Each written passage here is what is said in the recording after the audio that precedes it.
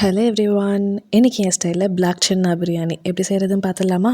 In case சன்னாவை over night ஊற வைக்க மறந்துட்டிங்கன்னா இந்த ப்ரோ ட்ரிப்பை ஃபாலோ பண்ணுங்கள். நல்லா பாய்லிங் வாட்டரில் பிளாக் சன்னாவில் ஊற்றி ஒரு ½ க்ளோஸ் பண்ணி ஊற வச்சுருங்க. லேட்டர் குக்கரில் 3 விசில் வச்சு வெயிட்டீஸில் வச்சுருங்க. நான் ஒரு குக்கர் எடுத்துகிட்டு அதில் 1 spoon oil and 1 spoon ghee விட்டு பிரியாணி இலை, பட்டை, கிராம்பு, ஏலக்காய், இந்த பிரியாணி ஸ்பைசஸ் எல்லாத்தையுமே ஆட் பண்ணிவிட்டு ஒரு பச்சை மிளகா கீரி ஆட் பண்ணிக்கலாம்.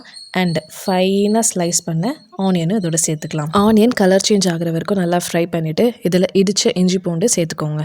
பச்சை வாசனை போனதும் ஒரு ஹேண்ட்ஃபுல் ஆஃப் புதினா அண்ட் கொத்தமல்லி சேர்த்து மிக்ஸ் பண்ணி விட்டுக்கலாம். ஒரு small potato, 1 sliced tomato, 2 spoon curd சேர்த்து எல்லாம் நல்லா மிக்ஸ் ஆனதும் பிரியாணிக்கு தேவையான அளவு உப்பு அண்ட் 1 ஸ்பூன் மிளகாத்தூள் சேர்த்துக்கலாம். நம்ம வேக வச்சு எடுத்து வச்சுருக்க பிளாக் சன்னாவும் இதோட சேர்த்துக்கலாம். நான் நார்மல் ரைஸ் தான் யூஸ் பண்ணியிருக்கேன். ஸோ 1:2 ரேஷியோவில் 1 கிளாஸ் ரைஸ்க்கு நான் 2 கிளாஸ் வாட்டர் ஊற்றி நல்ல ஒரு கொதி வந்ததும் மீடியம் ஃப்ளேமில் 2 விசில் அண்ட் 15 மினிட்ஸ் தம்மில் வச்சு எடுத்தா டேஸ்டியான black chana biryani is ready.